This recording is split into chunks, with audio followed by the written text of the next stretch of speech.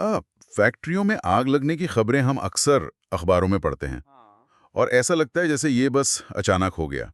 लेकिन असल में ये अक्सर सिस्टम की अनदेखी का नतीजा होती है। बिल्कुल। और इसीलिए आज के इस विश्लेषण में हम जो बात करने वाले हैं वो बहुत अहम है। हम समझेंगे कि ये जो इंडस्ट्रियल फायर सेफ्टी ऑडिट होते हैं वो काम कैसे करते हैं। हाँ, मतलब चलिए इस पर विस्तार से चर्चा करते हैं। आज हम national building code 2016, bureau of Indian standards के दिशा निर्देशों और फैक्ट्री ऑडिट की प्रक्रियाओं को डिकोड करेंगे। जी। और ये सारे दस्तावेज कोई आम सरकारी फाइलें नहीं है। बिल्कुल नहीं। ये एक पूरी तरह से विकसित जीवन रक्षक विज्ञान है।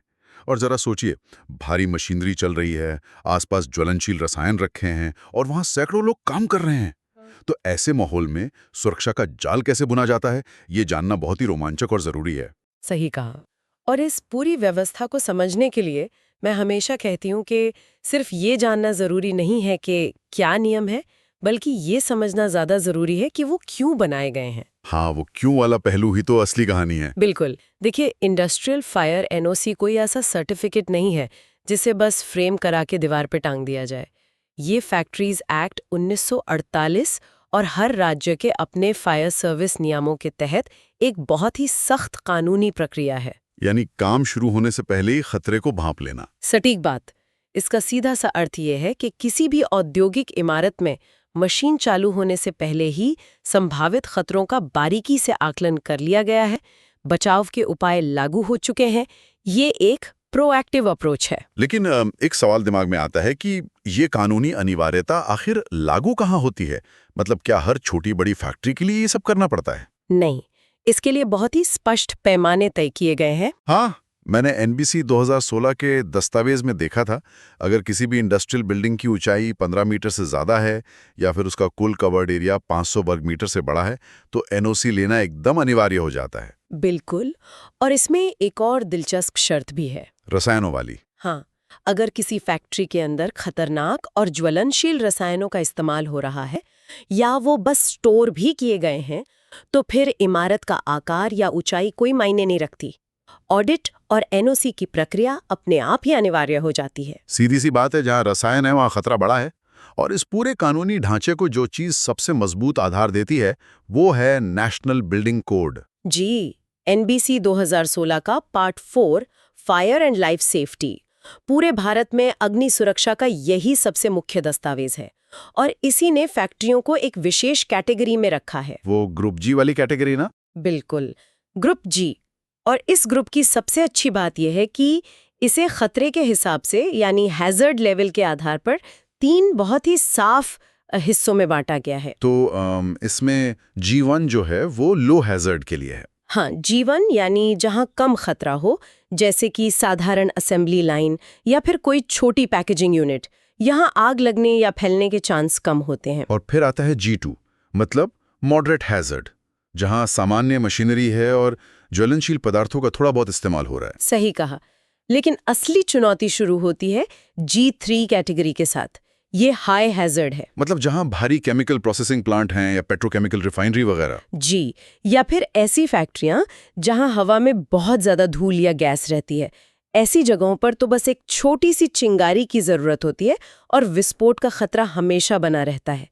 इसीलिए ये अलग-अलग श्रेणियां बनाई गई हैं। ताकि सुरक्षा के इंतजाम खतरे के अनुपात में ही हों। और पता है, जब मैं इन सुरक्षा इंतजामों के बारे में पढ़ रहा था तो मुझे BIS यानी ब्यूरो ऑफ इंडियन स्टैंडर्ड्स के कुछ कोड्स मिले। मुझे तो ये बिल्कुल किसी सीक्रेट कोड्स की तरह लग रहे थे। Secret codes? ये तो बहुत ही दिलचस्प तरीका है न देखने का। सच में।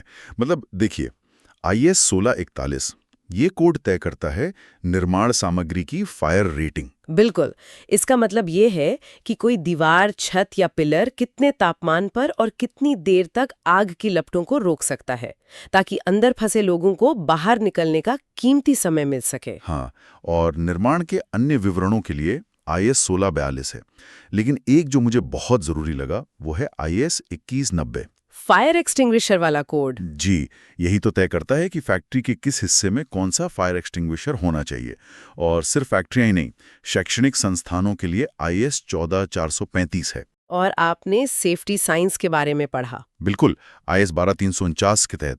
इसके अलावा IS 2189 अलार्म के लिए और 15105 ऑटोमेटिक स्प्रिंकलर सिस्टम के लिए। ये सारे कोड्स मिलकर सच में एक जबरदस्त सुरक्षा चक्र बनाते हैं। और ये सारे राष्ट्रीय मानक तब और भी ज्यादा सख्त हो जाते हैं जब राज्य सरकारें इन्हें अपने स्थानीय नियमों के साथ जोड़ देती हैं। कोई उदाहरण है इसका? बिल्कुल, उत्तर प्रदेश के आगरा का ही उदाहरण ले लीजिए। वहाँ औद्योगिक सुरक्षा को UP fire prevention and fire safety act 2005 के तहत देखा जाता है। तो क्या वहाँ के नियम राष्ट्रीय नियमों से अलग हैं? अलग नहीं, बल्कि वो ये सुनिश्चित करते हैं कि एनओसी तभी मिलेगी जब इमारत एनबीसी के सभी मानकों पर पूरी तरह से खरी उतरेगी। अगर आप लापरवाही बरतते हैं तो सिर्फ जुर्माना नहीं लगेगा। शटडाउन भी हो सकता है। हाँ, प्रशासन फैक्ट्री को सील कर सकता है। और अब तो भारतीय न्याय संहिता के तहत क्रिमिनल नेग्लिजेंस यानी आपराधिक लापरवाही के लिए सीधे कानूनी कार्रवाई और सजा का भी कड़ा प्रावधान है। बाप रे, मतलब इन सब से बचने के लिए और सबसे जरूरी लोगों की जान बचाने के लिए एनओसी ऑडिट का सफर बहुत ही व्यवस्थित होना चाहिए। और ये सफर फैक्ट्री की एक भी ईंट रखे जाने से पहले ही शुरू हो जाता है। हाँ, वो प्री कंस्ट्रक्शन क्लियरेंस वाला चरण। मतलब चीफ फायर ऑफिसर के पास site plan, floor plan, elevation और फायर फाइटिंग लेआउट के पूरे 3 सेट जमा करने होते हैं। बिल्कुल, क्योंकि जो डिजाइन कागज पर है पहले उसका पास होना जरूरी है। फिर आता है दस्तावेजीकरण का चरण, जिसमें वो ओनरशिप प्रूफ और स्टेबिलिटी सर्टिफिकेट मांगते हैं। जी, और साथ ही एनबीसी पार्ट 4 की कंप्लायंस रिपोर्ट भी। और जब सब कुछ जमीन पर इंस्टॉल हो जाता है तब फायर विभाग की टीम साइट इंस्पेक्शन और पोस्ट इंस्टॉलेशन ऑडिट के लिए आती है। ये देखने के लिए कि जो वादे नक्शे में किए गए थे वो असलियत में काम कर भी रहे हैं या नहीं। और इस सब की एक फीस भी तो होती है ना। हाँ, वो तो इमारत के आकार और खतरे के स्तर पर निर्भर करती है। मैंने एक उदाहरण देखा था। मान लीजिए एक 18 मीटर ऊंची फैक्ट्री है, 500 वर्ग मीटर का एरिया है और वो मॉडरेट हैजार्ड यानी G2 में आती है, तो उसकी एनओसी फीस लगभग 1 लाख रुपए से शुरू होती है। ये रकम शायद किसी को बड़ी लगे, लेकिन जरा सोचिए, करोड़ों की संपत्ति और अनगिनत जानों को बचाने के लिए ये एक बहुत ही छोटा निवेश है। एकदम सही। और इस निवेश की असली अहमियत तब समझ आती है जब हम ऑडिट के उन 8 मुख्य पैमानों को डिकोड करते हैं। चलिए एक एक करके इन पर बात करते हैं। पहला है खतरे की पहचान यानी रिस्क असेसमेंट। जी, इसमें सबसे पहले ये देखा जाता है कि ज्वलनशील पदार्थ रखे कहाँ हैं। और सिर्फ लिक्विड या गैस नहीं, अगर किसी काम में बहुत ज्यादा धूल उड़ रही है तो उसकी भी मैपिंग होती है, क्योंकि धूल भी आग पकड़ सकती है। ये बहुत लोगों को पता नहीं होता।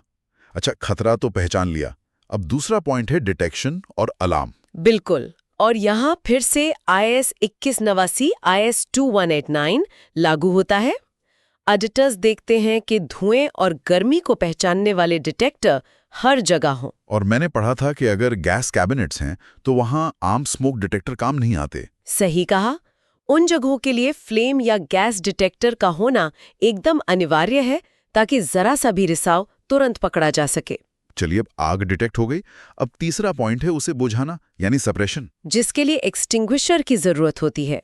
नियम ये है कि हर 15 मीटर के दायरे में सही तरह का एक्सटिंग्विशर होना चाहिए। और अगर एरिया 300 वर्ग मीटर से बड़ा है तो ऑटोमेटिक स्प्रिंकलर सिस्टम का होना जरूरी है ना? बिल्कुल अनिवार्य है।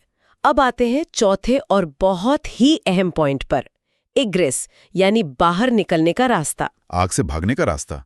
इसके नियम तो बहुत कड़े होंगे। बहुत ज्यादा। हर फ्लोर पर कम से कम 2 एग्जिट होने चाहिए, और अगर रैंप है तो उसकी चौड़ाई कम से कम 2.4 मीटर होनी चाहिए।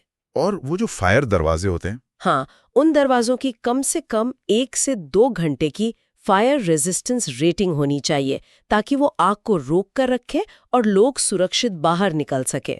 इसी से जुड़ा है हमारा 5वां पॉइंट, कंपार्टमेंटेशन, मतलब इमारत को सुरक्षित हिस्सों में बांटना। जी, आग के दौरान लिफ्ट और शाफ्ट सबसे खतरनाक होते हैं। वो एक चिमनी की तरह धुएं को ऊपर खींचते हैं। इसीलिए लिफ्ट और शाफ्ट के चारों तरफ 2 घंटे की रेटिंग वाली दीवारें होना जरूरी है। और शाफ्ट के एकदम ऊपर कम से कम 0.2 वर्ग मीटर का वेंट भी होना चाहिए ताकि धुआं बाहर निकल सके। बिल्कुल। और एक नियम जो सुनने में बहुत छोटा लगता है लेकिन है बहुत बड़ा, एग्जिट दरवाजों पर कभी ताला नहीं होना चाहिए। अरे हाँ, पैनिक में अगर ताला लगा हो तो एक मौत का फंदा बन सकता है। सही कहा। अब छठा पॉइंट है इलेक्ट्रिकल सुरक्षा। ये मेरा पसंदीदा है। देखिए, घरों में तो हम अक्सर एक प्लग में दूसरा, दूसरे में तीसरा प्लग लगा देते हैं, लेकिन इंडस्ट्रियल माहौल में ये डेजी चेन्ड पावर स्ट्रिप्स बिल्कुल सख्त मना है। बिल्कुल मना है। इससे तारों पर दबाव पड़ता है और शॉर्ट सर्किट होता है। और इसी पॉइंट में रसायनों की सुरक्षा भी आती है। केमिकल रैक्स पर रिम गार्ड का होना बहुत जरूरी है, ताकि झटके से कोई केमिकल का डब्बा नीचे गिरकर फैल ना जाए। बहुत ही बारीक चीज है ये। जी। सातवां पॉइंट है ट्रेनिंग। चाहे कितनी भी अच्छी मशीनें हों, अगर इंसानों को उन्हें इस्तेमाल करना नहीं आता तो सब बेकार है। इसीलिए मॉक ड्रिल और फर्स्ट एड किट का होना इतना अहम है। कर्मचारियों को पता होना चाहिए कि भागना कहाँ है और बुझाना कैसे है। बिल्कुल। और अब आखिरी यानी आठवां पॉइंट, दस्तावेज या डॉक्यूमेंटेशन। मतलब सिर्फ मुंह से बोलने से काम नहीं चलेगा। एकदम नहीं। लाइसेंस प्राप्त एजेंसियों द्वारा की गए सालाना टेस्टिंग के सारे सर्टिफिकेट्स, मेंटेनेंस रिकॉर्ड, सब कुछ ऑडिट के वक्त मौजूद होना चाहिए। और जब सब कुछ सही होता है इन 8 पैमानों पर, तब जाकर वो एनओसी मिलती है। जी। लेकिन वो एनओसी हमेशा के लिए तो होती नहीं है। उसकी वैधता आमतौर पर 1 से 5 साल तक होती है। हाँ, खतरे के स्तर के हिसाब से, जैसे हाई रिस्क वाली G3 फैक्ट्रियों के लिए ये सिर्फ 1 साल होती है। हालांकि मैंने पढ़ा है कि केरल जैसे राज्यों में हाल ही में कुछ सुधार हुए हैं और कम खतरे वाले उद्योगों के लिए इसे बढ़ाकर 5 साल तक कर दिया गया है। वो ईज ऑफ डूइंग बिजनेस के तहत किया गया है। लेकिन यहाँ सबसे दिलचस्प बात यह है कि ये लगातार ऑडिट क्यों जरूरी है। क्यों? क्योंकि डेटा बताता है कि जिन फैक्ट्रियों की एनओसी लैप्स हो जाती है, यानी वो रिन्यू नहीं कराते, वहां हादसों का खतरा सबसे ज्यादा होता है। लोग लापरवाह हो जाते हैं, रास्ते बंद कर देते हैं। और रिन्यूअल के वक्त ये सब फिर से ठीक करना पड़ता है। और एक बात और, अगर आपके पास वैध एनओसी है तो बीमा कंपनियां प्रीमियम पर डिस्काउंट भी तो देती हैं। बिल्कुल।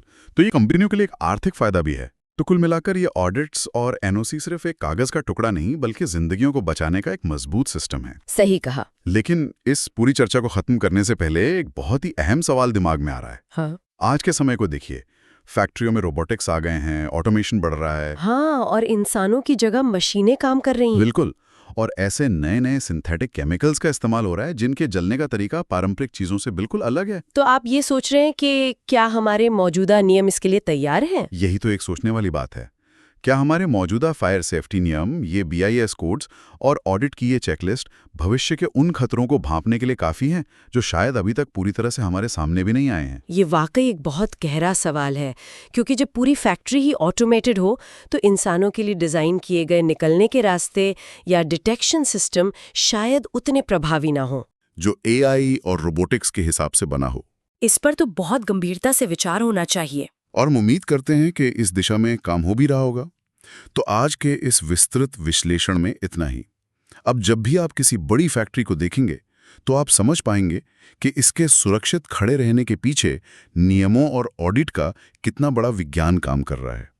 इस अहम विषय पर खुद भी सोच विचार जरूर कीजिएगा। हमारे साथ जुड़ने के लिए आपका बहुत बहुत धन्यवाद।